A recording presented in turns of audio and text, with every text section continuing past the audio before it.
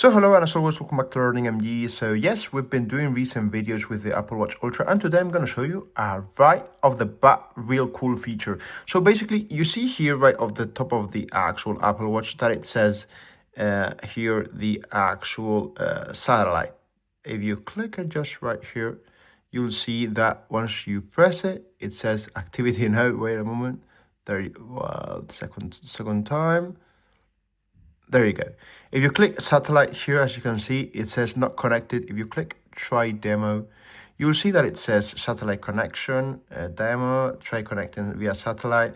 And basically, if you've got a sky view, a clear sky view, you can actually try to do a satellite connection. Now, the moment you use your mobile phone, it will automatically cancel it. But I just think it's pretty much amazing where things are going, where with an Apple Watch, independently of your iPhone, you can actually reach satellite connection. So it's pretty much amazing. Let me know in the comments what you think about this cool Apple Watch.